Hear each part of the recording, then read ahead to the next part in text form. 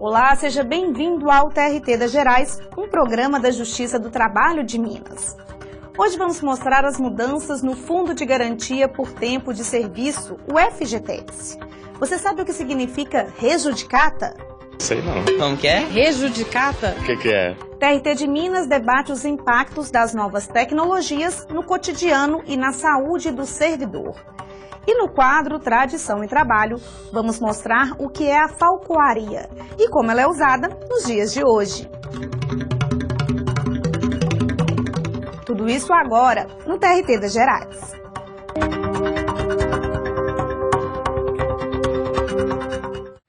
Você confere se a empresa em que você trabalha está depositando o FGTS? Olha, mas deveria. A partir de agora, o trabalhador só pode reclamar na Justiça os valores não depositados nos últimos 5 anos. Antes, o prazo era de 30 anos. Quem explica pra gente esta mudança é o repórter André Salles. O senhor tem o costume de consultar o seu FGTS? Não. Eu acho que é pra ver se tá tudo regular, né? Pra cobrar, a gente ter o direito, é o nosso direito, a gente tinha que ter o costume de olhar, analisar tudo direitinho, né? Tem costume, tem sim. Qual que é a importância disso? Acompanhar se a empresa está acreditando corretamente. O Fundo de Garantia do Tempo de Serviço corresponde a 8% do salário do trabalhador e tem que ser depositado mensalmente pelo empregador. Os trabalhadores podem e devem conferir se as empresas estão cumprindo a sua parte. A própria lei do FGTS, ela permite ao trabalhador que sempre tenha em mãos os extratos, acompanhem se a empresa está recolhendo corretamente o FGTS mês a mês. A empresa é obrigada a fornecer esses documentos. Assim como o trabalhador também recebe, através da Caixa, de 2 em 2 meses, o extrato atualizado do FGTS. Então tem como o trabalhador ter total controle do depósito do FGTS. Uma decisão do Supremo Tribunal Federal determina que o trabalhador só pode reclamar os valores não depositados no FGTS nos últimos 5 anos e não mais 30 anos. O entendimento jurisprudencial passa a valer para todas as ações semelhantes. A mudança de entendimento reforça a importância do trabalhador acompanhar os lançamentos no FGTS.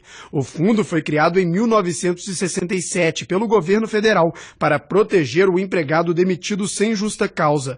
Além destes casos, o recurso pode ser utilizado em situações especiais, como a aquisição da casa própria, aposentadoria ou doença grave. Para não ter nenhuma surpresa, o empregado tem que estar atento às opções de consulta das contas. Atualmente, o trabalhador que tem o seu endereço cadastrado corretamente, ele já recebe o seu extrato em papel em sua residência a cada 2 meses. Para facilitar a vida do trabalhador, para que ele tenha um acompanhamento ainda mais específico da sua conta e também pensando na sustentabilidade e na modernidade, a Caixa Econômica lança as funcionalidades de acesso via internet. O trabalhador pode ter a informação da sua conta vinculada ao FGTS através da internet ou através de SMS no seu celular. Esses serviços são gratuitos e para qualquer um deles basta o trabalhador entrar na página da Caixa Econômica Federal, no site da Caixa, no www.caixa.gov.br. Ele vai na aba Fundo de Garantia e a partir daí ele escolhe as opções de acessibilidade. Com tantas opções, os trabalhadores não têm mais desculpas para não acompanharem os lançamentos. Agora é hora do quadro Que é isso? Você sabe o que significa rejudicata? Que é isso? Que é isso? Que é isso? Que é isso? Que é isso? Que é isso? Você sabe o que é rejudicata? Não sei. Sei não, isso eu não sei não. Não tenho a menor ideia. Rejudicata? Não. Sei não. Não, nem nunca vi falar. Como que é? Rejudicata? Não faço a mínima ideia. Sei lá, deve ser alguma coisa. Não sei não. Não sei. Deve ser uma ação, né? Ação judicial, né? Isso eu não sei não. imagino que seria... não sei. O que é?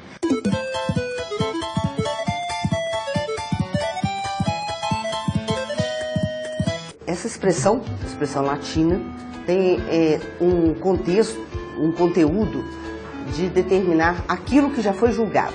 Res, coisa, julgata. Julgado, coisa julgada. Os profissionais da área jurídica utilizam esse termo porque ele contém já toda uma informação sobre o que se quer. Porque a coisa julgada, ela envolve uma série de princípios e efeitos. Quando já se coloca a expressão latina res judicata, já está apresentando ao interlocutor, seja a parte, seja o advogado, seja o juiz, o promotor, o que se quer falar. Nós estamos tratando de uma coisa julgada, res judicata. O processo judicial eletrônico já é uma realidade no TRT de Minas. Toda essa tecnologia trouxe mudanças na rotina de trabalho do servidor, já que agora ele fica mais tempo sentado em frente ao computador. Um debate realizado em Belo Horizonte discutiu os impactos do PJE no cotidiano e na saúde do servidor. Veja na reportagem de Camila Cambraia. Discutir os impactos do processo judicial eletrônico na rotina de trabalho de quem atua no TRT Minas. Esse é o objetivo de um debate promovido pelos programas Servidor em Pauta e Agente de Saúde, com o apoio da Escola Judicial. Desembargadores, juízes e servidores lotaram o plenário do tribunal para participar das discussões. A Secretaria de Saúde acompanha de perto os impactos para os trabalhadores. Mais tempo em frente ao computador requer cuidados. Os riscos ergonômicos que a gente tem atualmente aqui no tribunal são os mesmos de uma pessoa mexendo com o PJE. O que vai diferenciar isso aí é o seguinte: hoje a intensidade que a pessoa fica em frente a um computador, exposto a um risco biomecânico, a uma carga mental do trabalho, é muito maior, né, você no PJE do que trabalhando de forma híbrida, manual e do PJE. Então, assim, a recomendação que eu dou é que as pessoas sigam a nossa instrução normativa que nós temos aqui no tribunal, foi publicada em 2012, com relação às pausas que foram recomendadas, né? Porque hoje é o único mecanismo de regulação que a gente tem diante desses mecanismos aí de risco ergonômico. O PJE já é uma realidade no TRT Minas, pois está em 114 das 157 varas do tribunal, ou seja, mais de 70% das varas já contam com a ferramenta. A digitalização dos processos facilita o acesso por parte dos servidores. Lotado na Secretaria de Gestão de Pessoas no Tribunal Regional do Trabalho da 4ª Região, o servidor Ricardo Braga Botelho compartilhou as experiências na Justiça Trabalhista do Rio Grande do Sul. A possibilidade de trabalhar em casa é uma das vantagens da digitalização.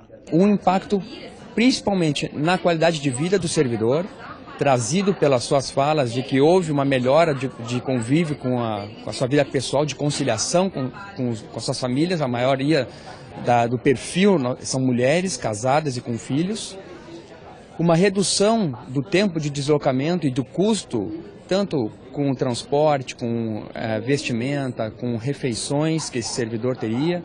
E, em contrapartida, uma demanda para que haja um aperfeiçoamento cada vez maior dos recursos tecnológicos para que o servidor, na sua casa, consiga ter a disponibilidade do sistema de forma efetiva, para que isso não prejudique a sua organização e o seu planejamento, de modo que ele consiga cumprir com a sua meta de produtividade, sem que isso prejudique a jornada, né, ou o tempo dedicado ao trabalho, com extensões a finais de semana, horários que vão além do que seria aconselhável. Com o objetivo de agilizar a incorporação do PJE na rotina de trabalho, o TRT Minas oferece treinamento.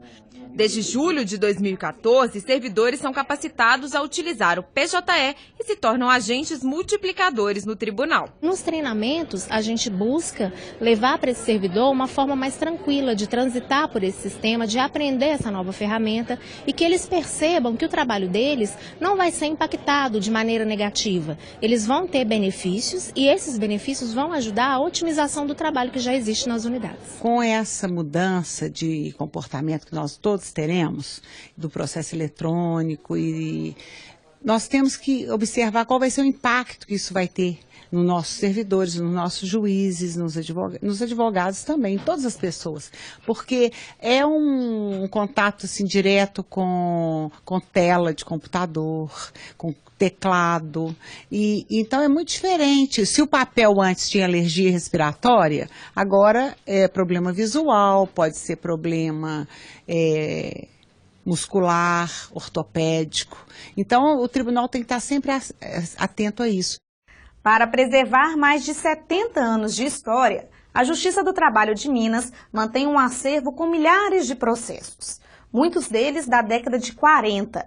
E agora, os mais importantes estão disponíveis para consulta.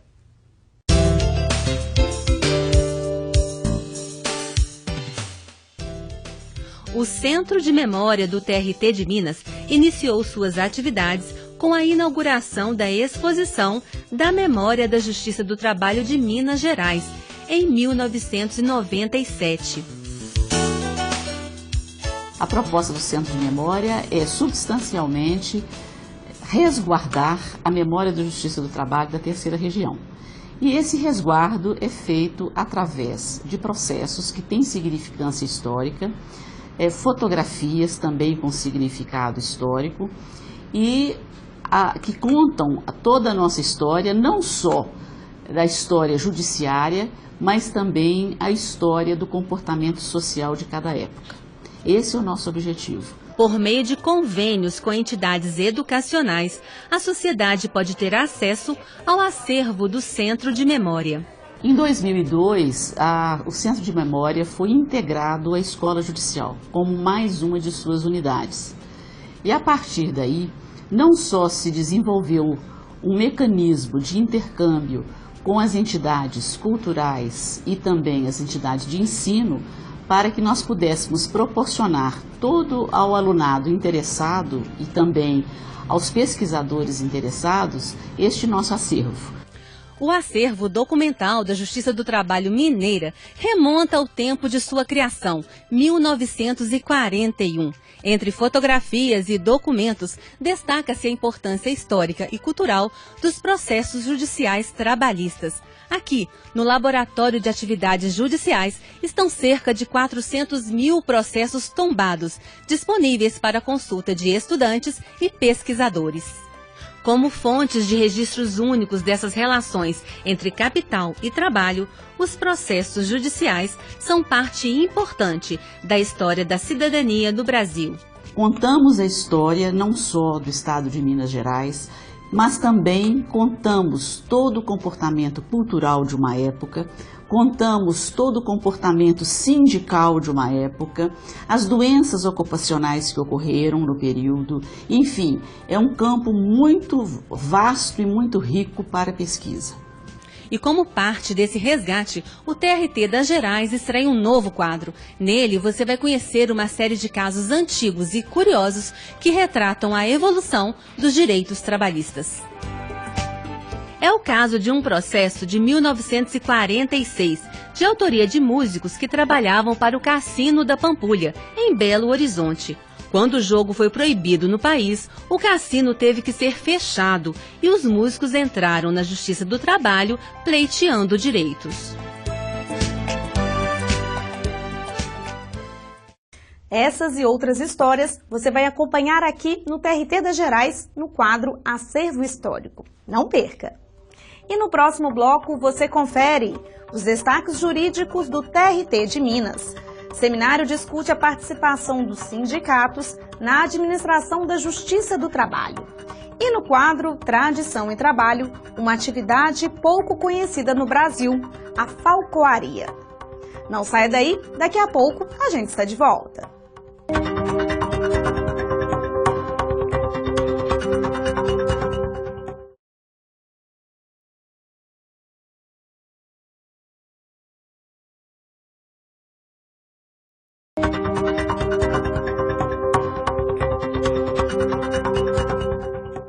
Estamos de volta com o TRT das Gerais. Veja agora as decisões da Justiça do Trabalho de Minas com Natália Pacheco.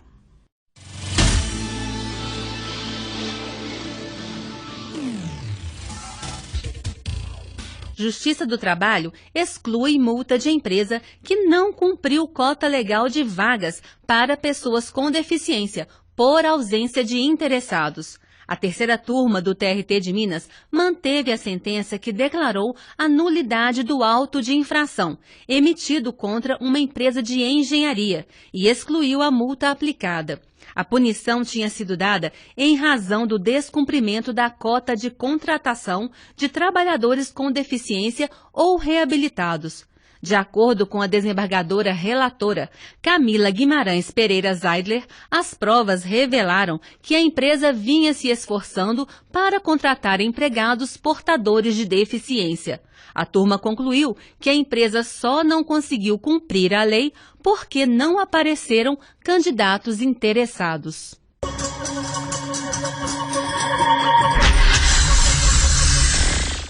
Muitos conflitos entre patrões e empregados podem ser resolvidos fora da justiça, com a ajuda dos sindicatos.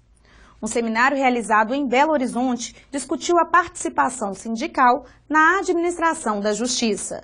Veja na reportagem de Adriana Santos.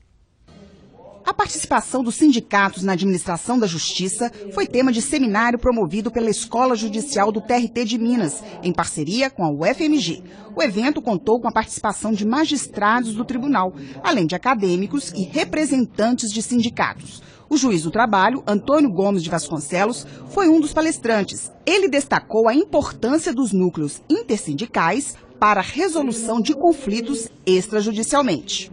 Enquanto os sindicatos atuam nele só na perspectiva do sindicato, eles fomentam a negociação coletiva permanente e a gestão e o diagnóstico dos problemas das categorias, e compartilhando com as instituições públicas sempre que necessário. E esse diálogo pode ser instaurado tanto a pedido dos sindicatos, como por provocação das diversas instituições do trabalho. O juiz cita ainda a experiência dos núcleos intersindicais de conciliação trabalhista na jurisdição de Patrocínio, no Triângulo Mineiro. De acordo com o magistrado, por meio da participação dos sindicatos de trabalhadores, empregadores e do poder público, os núcleos contribuem para desafogar o poder judiciário. Está comprovado cientificamente pelas pesquisas que hoje estão sendo divulgadas na universidade que os sindicatos podem fazer muito para transformar a realidade, contribuir para minorar a crise da justiça e contribuir inclusive para a efetividade dos direitos sociais. Para o desembargador do TRT da Terceira Região, José Eduardo de Rezende Chaves Júnior, os núcleos intersindicais de conciliação são uma forma de reduzir e prevenir os conflitos trabalhistas. Nós temos o exemplo de Patrocínio, em que em 10 anos foram solucionadas 100 mil demandas, ou seja, 10 mil demandas por ano. Não existe nenhum órgão judiciário na Justiça do Trabalho capaz, uma vara, por exemplo, capaz de solucionar 10 mil processos durante 10 anos. Então, é um sistema mais eficaz e que a gente precisa apostar mais nisso, no desenvolvimento. É uma coisa nova que precisa ainda ser mais aprofundada. Chegou a hora do nosso passeio pelas cidades de Minas. Hoje vamos conhecer Uberaba, a terra do zebu. Veja agora no quadro Encurtando Distâncias. Uberaba, a 497 quilômetros de Belo Horizonte, no Triângulo Mineiro, é a cidade das 7 colinas, da espiritualidade e do zebu.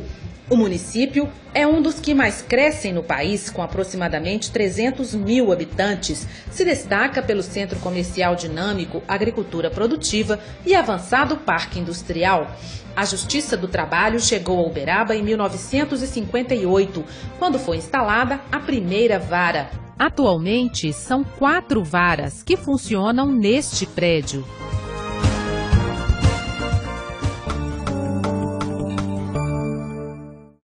Em pleno século XXI, é possível imaginar o controle de pragas em uma lavoura feito com aves? Não é muito comum, mas essa atividade resiste ao tempo e é chamada de falcoaria. Como treinar uma ave para fazer este serviço? Você vai ver agora no quadro Tradição e Trabalho.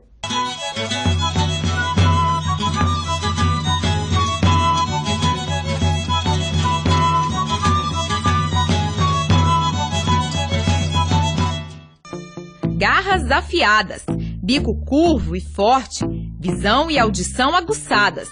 As aves de rapina são carnívoras e por isso têm habilidades que as tornam excelentes caçadoras. Para se ter uma ideia, algumas delas conseguem enxergar a presa a quilômetros de distância e podem atingir velocidades superiores à de um carro na hora de buscar o alimento. Apesar de parecerem ameaçadoras, aves como esta já estão bem acostumadas ao contato com os homens. Essa aqui é a Calize, uma águia chilena de 2 anos de idade. Ela é utilizada em uma atividade antiga, porém pouco conhecida no Brasil, chamada falcoaria. Ela surgiu como uma forma de caça e na Idade Média se tornou um esporte. Hoje em dia, há clubes que reúnem amantes dessa arte. Além disso, a falcoaria também pode ser útil em aeroportos para manter a pista de pouso livre de aves e para espantar pragas urbanas. Os falcoeiros são aqueles que criam e treinam as aves. Mas para deixá-las mansas e aptas a conviver com os homens, é preciso muito trabalho.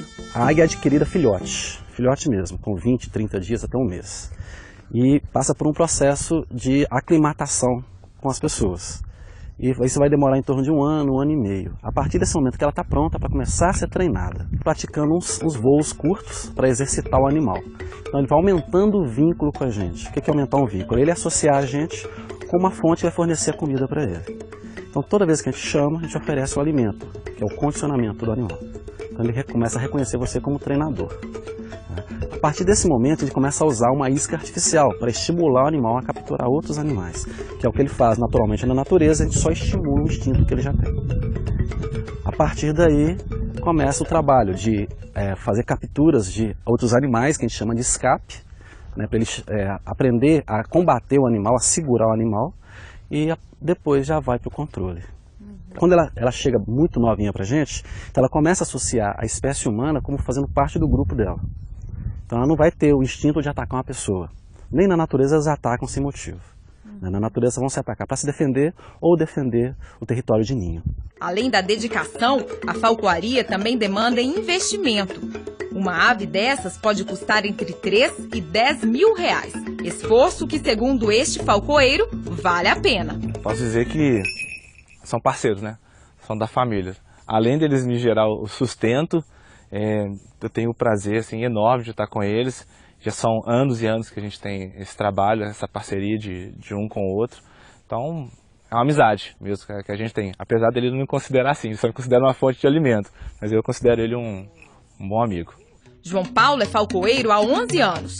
No ano passado, ele abriu uma empresa especializada no controle de pragas por meio da falcoaria. Águias e gaviões são usados para afastar animais como os pombos, por exemplo, que representam um problema nas grandes cidades. Tem 2 problemas que são acionados.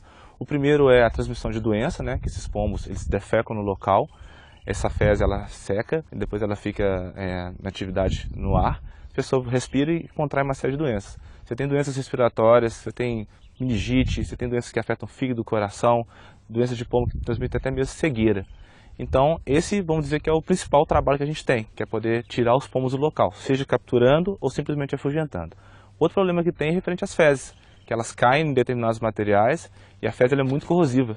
Então, ela acaba danificando, estragando uma série de materiais. Então, se faz necessária a remoção desses pombos.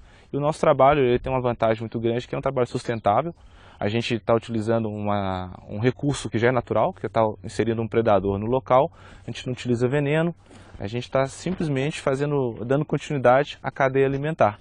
Hobby que virou profissão. João Paulo conta que se sente privilegiado por poder trabalhar fazendo o que mais gosta. Para mim, até para minha saúde fez bem. Antigamente eu trabalhava na área de construção civil, era estresse o dia todo.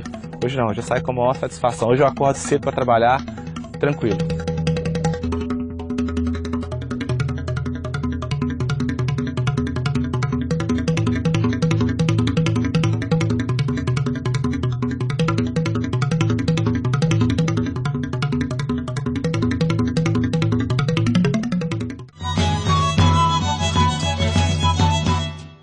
TRT das Gerais fica por aqui.